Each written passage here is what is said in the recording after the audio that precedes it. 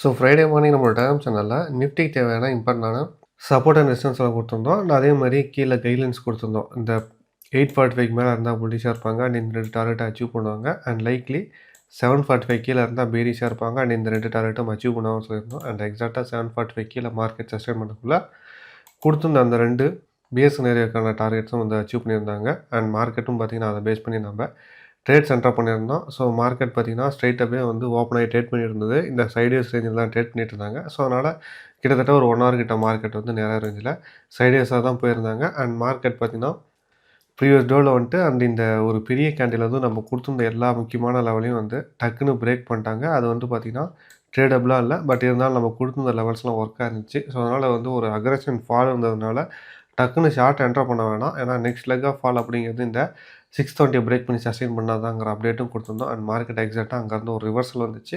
So 620ல் support எடுக்கும்னு எதிர்பார்த்து நம்ம enter பண்ணியிருந்த கால் ஆப்ஷனும் நல்லா பர்ஃபார்ம் பண்ணிருந்துச்சு. அண்ட் மார்க்கெட் பார்த்திங்கன்னா எகைன் கொஞ்சம் நேரம் கன்சாலிடேட்டு எகைன் அந்த 620 லெவல்ட்டே வந்தாங்க. அண்ட் அப்போ வரக்குள்ளேயும் நம்ம கிளியராக சொல்லியிருந்தோம் இந்த லெவலை வாட்ச் பண்ணுங்கன்னு சொல்லி. ஸோ எகைன் அந்த இடத்துல சப்போர்ட் எடுத்து ரிவர்சல் வரக்குள்ள கால் ஆப்ஷன் என்டர் பண்ணியிருந்தோம். அண்ட் எகைன் இந்த ராலியில் நல்லாவே பர்ஃபார்ம் பண்ணிருந்துச்சு. அண்ட் ஈஸியாக கொடுத்துருந்த எல்லா டார்கெட்டுமே வந்து அச்சீவ் பண்ணியிருந்தாங்க.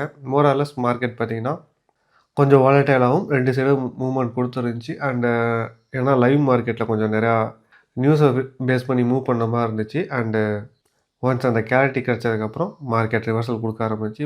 பட் பிகர் பிக்சரில் மார்க்கெட் எங்கேயும் மூவ் ஆகலை. நம்ம ஆல்ரெடி சொல்லியிருக்கிறோம் நெக்ஸ்ட் லெக் ஆஃப் ஃபால் அப்படிங்கிறது இந்த 200 EMA பிரேக் பண்ணும். அப்படி இல்லைன்னா மார்க்கெட் இங்கே விட்டுட்டு போயிருக்கிற இந்த கேப் பார்டரை பிரேக் பண்ணணும் சொல்லியிருந்தோம். அது ரெண்டும் வந்து பிரேக் பண்ண மாதிரி தெரில. ஈவன் நிஃப்டியாக இருக்கட்டும் ஆர் சென்செக்ஸாக இருக்கட்டும் பார்த்திங்கன்னா உங்களுக்கு 200 EMAலே வந்து சப்போர்ட் எடுத்துகிட்டு இருக்கிறாங்க.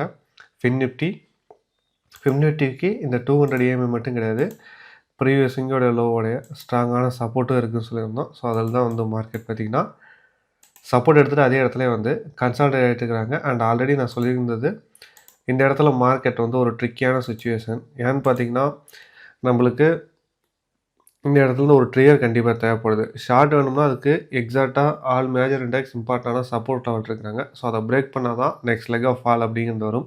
அண்ட் லைக்லி மார்க்கெட் இந்த இடத்துல சப்போர்ட் எடுத்துகிட்டு ரிவர்சல் வரணும்னாலும் அதுக்கு சார்ட்ஸில் நம்மளுக்கு 2 டேஸ் தொடர்ந்து ப்ரீவியஸ் டேவோட ஹைக் மேலே க்ளோசிங் வைக்கணும். ஸோ அந்த சினாரியோ இன்னும் நடக்கலை.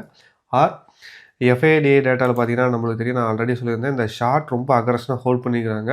ஸோ இந்த ஷார்ட் ஹோல்டிங்கை குறைக்கணும் அண்ட் லாங் வந்து இன்க்ரீஸ் ஆகணும். ஸோ டேட்டாவில் சேஞ்சஸ் வந்தால் தான் நம்மளுக்கு சார்ட்லேயும் சேஞ்சஸ் தெரியும்னு சொல்லியிருந்தோம். ஸோ சார்ட்டில் 2 நாள் வந்து ப்ரீவியஸ் டே மேலே க்ளோசிங் வைக்கணும் அண்ட் டேட்டாலேயும் நம்மளுக்கு சேஞ்சஸ் தெரியணும். ஸோ ரெண்டுமே தெரியல.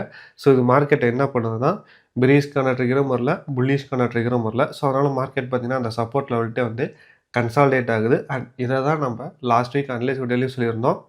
நெக்ஸ்ட் ட்ரிகர் வர வரைக்கும் இந்த இடத்துல எப்படி கன்சால்டேட் ஆச்சோ அதே மாதிரி இந்த 200 EMA கன்சால்டேட் ஆவாங்கன்னு சொல்லியிருந்தோம். அண்ட் அதே தான் நடந்திருக்கு. ஈவன் நம்ம மண்டேக்கு டேட்டாவில் செக் பண்ணி பார்த்தோம்னாலும் பார்த்திங்கன்னா ரொம்ப மைல்டான நம்பர்ஸில் கால் அண்ட் புட் ஆப்ஷன் ரெண்டுமே வந்து FI பை பண்ணியிருக்காங்க. ஈவன் ப்ரொஃபஷனல் ட்ரேடர்ஸை பார்த்திங்கனாலும் வந்து ரொம்ப மைல்டு நம்பர்ஸ் தான் வந்து பை அண்ட் செல் பண்ணியிருக்காங்க. ஸோ பெருசாக மண்டே மூமெண்ட் வரத்துக்கு வாய்ப்புகள் இல்லை. பட் வீக்கெண்டில் ஒரு ஸ்டேட்மெண்ட்டை வந்து ட்ரம்ப் வந்து கொஞ்சம் சாஃப்டாக கொடுத்துருக்காரு. பட் யூஸ்வலாக இந்த மாதிரி சாஃப்டான ஸ்டேட்மெண்ட்லாம் ட்ரம்ப்கிட்ட வந்து வராது, ரொம்ப ஹார்ட் அண்ட் அக்ரெஷனாக தான் வரும். பட் ஈவென்ச்சுவலி இவருடைய ஸ்டேட்மெண்ட் வேர்ட்ஸ் எல்லாம் எடுத்துக்க முடியாது. ஏன்னா மார்னிங் ஒன்று சொல்லுவார் அண்ட் ஈவினிங் எகைன் அதை வந்து சேஞ்ச் பண்ணிடுவார். பட் பார்க்கலாம் மார்க்கெட் வந்து அதை எப்படி ரியாக்ட் பண்ணுதுன்னு. ஃபார்னோ கிஃப்ட் நிஃப்டியை செக் பண்ணி பார்த்தோம்னா ஃப்ளாட்டான ஓப்பனிங் தான் இண்டிகேட் பண்ணுது. ஸோ அதனால் ஓப்பனிங்லேயும் பெரிய சேஞ்சஸ் வர்றது மாதிரி தெரியல. ஸோ எகைன் மார்க்கெட் வந்து இந்த மாதிரி ஒரு நேர ரேஞ்ச் சைடேஸில் போகிறதுக்கு தான் அதிக வாய்ப்பு இருக்குது. ஸோ அதனால தான் லைவ் மார்க்கெட்டில் அடாப்ட் அண்ட் இம்ப்ரவைசேஷன் ரொம்ப ரொம்ப முக்கியம் இப்போ இருக்கிற கரண்ட் மார்க்கெட் சுச்சுவேஷனுக்கு. அண்ட் ஃப்ரைடேவோடைய ஹை அண்ட் லோ மார்க் பண்ணிங்க. நெக்ஸ்ட் மூவ் அப்படிங்கிறது இந்த ஃப்ரைடேவோடைய ஹை அப்படி இல்லை இந்த லோ பிரேக் பண்ணால் தான். ஸோ ஃப்ரைடேவோடைய ஹை அண்ட் ஃப்ரைடேவோடைய லோ, ஸோ இந்த 2 லெவலில் பிரேக் பண்ணால் தான் நெக்ஸ்ட் மொமெண்டம். அப்படி இல்லைனா இன் பிட்வீன் இந்த ரேஞ்சுக்குள்ளே ட்ரேட் பண்ணக்குள்ள ப்ரீமியம் மீட்டிங் அண்ட் சைடேஸ் தான் வந்து பிக் பிளேயர்ஸ் ப்ரையாரிட்டி கொடுப்பாங்க.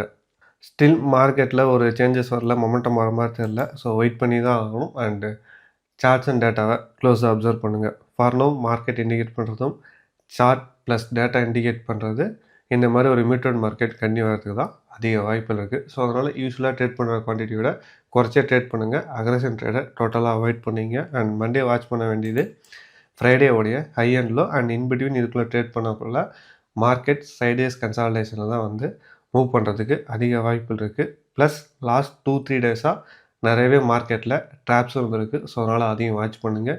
Morales live market adapt and improvisation ரொம்ப முக்கியம். ஏதாவது இம்பார்ட்டன்ட் கீ லெவல்ஸ் இருந்தால் லைக் நம்மளுடைய டெலிகிராம் சேனலில் எப்படி லாஸ்ட் ஃபியூ டேஸில் அப்டேட் பண்ணுறோமோ அதே மாதிரி நம்ம டைம் டு டைம் அப்டேட்டும் கொடுத்துடலாம். அண்ட் பிகர் பிக்சருக்கு நம்ம கொடுத்துருந்த எல்லா லெவல்ஸும் கண்டிப்பாக மார்க் பண்ணிங்க. கேப் ஆர்டராக இருக்கட்டும் ஆர் இந்த 200 EMAவாக இருக்கட்டும், இதெல்லாம் வந்து கண்டிப்பாக உங்கள் சார்ட்ஸில் இருக்கணும். சென்சஸ்க்கு 200 EMA, ஃபின் நிஃப்டிக்கு ப்ரீவியஸ் ஸ்விங்கோட லோ ப்ளஸ் 200 EMA, பேங்க் நிஃப்டிக்கு ப்ரீவியஸ் ஸ்விங்கோட லோ ப்ளஸ் 200 EMA. ஸோ இதெல்லாம் வந்து பிகர் பிக்சருக்கு நம்ம வாட்ச் பண்ண வேண்டிய லெவல்ஸ். அண்ட் இந்த லெவலுக்கு கீழே பிரேக் பண்ணி சஸ்டெயின் பண்ணிட்டாங்கன்னா நெக்ஸ்ட் லெக் ஆஃப் ஃபால் வரும். ஸோ அதனால் கொடுத்த இந்த லெவலில் சார்ட்ஸில் மார்க் பண்ணிட்டு மார்க்கெட் அந்த லெவல் டார்க்கில் க்ளோஸாக அப்சர்வ் பண்ணுங்கள். நெக்ஸ்ட் ட்ரேடிங் ஆப்பர்ச்சுனிட்டி இந்த லெவலில் இருந்து ட்ரேட் ஆகிறதுக்கு அதிக வாய்ப்புகள் இருக்குது.